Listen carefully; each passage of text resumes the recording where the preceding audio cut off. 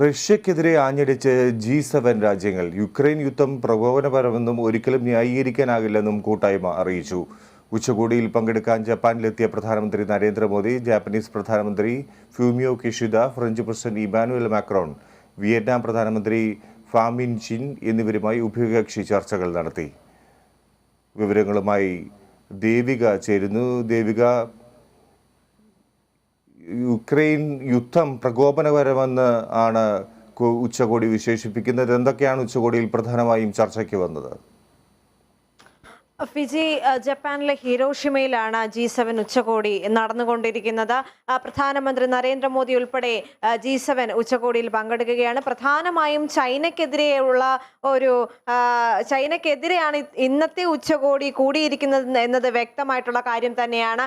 വ്യാപാര തർക്കങ്ങൾ അല്ലെങ്കിൽ രാഷ്ട്രീയ തർക്കങ്ങളുള്ള രാജ്യങ്ങളുമായി ചൈന കൂടുതൽ ശത്രുത വച്ചു പുലർത്തി അവരെ സാമ്പത്തികമായി തകർക്കാൻ ശ്രമിക്കുന്ന ഒരു അജണ്ടയോട് വലിയ രീതിയിലുള്ള ഒരു നിലപാടെടുക്കാൻ കൂടിയാണ് G7 ഉച്ചകോടി കൂടിയിരിക്കുന്നതെന്ന് അറിയാൻ സാധിക്കുന്നു. ആദ്യമായി തന്നെ അതിൽ നിന്നും വന്നിരിക്കുന്ന ഒരു പരാമർശം യുക്രൈൻ റഷ്യ യുദ്ധം വളരെ പ്രകോപനം സൃഷ്ടിക്കുന്നതാണ് എന്ന് റഷ്യയെ ആഞ്ഞടിച്ചുകൊണ്ടാണ് G7 രാജ്യങ്ങൾ പ്രതികരിച്ചിരിക്കുന്നത്.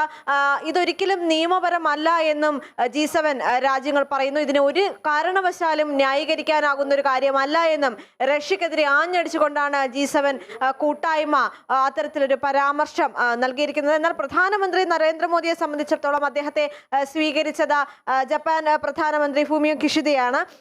മാത്രവുമല്ല, ഉഭയകക്ഷി ചർച്ചകളിലേക്ക് പോലും ജപ്പാൻ പ്രധാനമന്ത്രിയുമായി പ്രധാനമന്ത്രി നരേന്ദ്രമോദി നടത്തി എന്നതും അറിയാൻ സാധിക്കുന്നുണ്ട്. ഇൻഡോ പസഫിക് മേഖലയിലുള്ള കൂടുതൽ സഹകരണം ശക്തിപ്പെടുത്താനാണ് പ്രധാനമന്ത്രി നരേന്ദ്രമോദി ഇത്തരത്തിലൊരു ഉഭയകക്ഷി ചർച്ച നടത്തിയതെന്ന് അറിയാൻ സാധിക്കുന്നുണ്ട്. മാത്രവുമല്ല, വ്ളാഡിമിർ സെലൻസ്കിയുമായി എല്ലാം പ്രധാനമന്ത്രി വളരെ കാര്യമായി തന്നെ സംസാരിച്ചു എന്ന വിവരങ്ങൾ പുറത്ത് വരുന്നുണ്ട്. അതോടൊപ്പം തന്നെ ബൈഡൻ ഒരു കാര്യം പറഞ്ഞിരിക്കുകയാണ്. വികസ്വര രാജ്യങ്ങളെ സഹായിക്കാനുള്ള വഴികൾ കണ്ടെത്തണമെന്ന് അമേരിക്കൻ പ്രസിഡന്റ് ബൈഡനും പറഞ്ഞിരിക്കുന്നു. ഇത് വലിയ രീതിയിലുള്ള അല്ലെങ്കിൽ നിർണായകമാകാൻ പോകുന്ന ഒരു ഉച്ചകോടിയായി തന്നെ ഇതിനെ കാണാൻ സാധിക്കും എന്ന് പറയാൻ ഈ ഒരു അവസരത്തിൽ പറ്റും.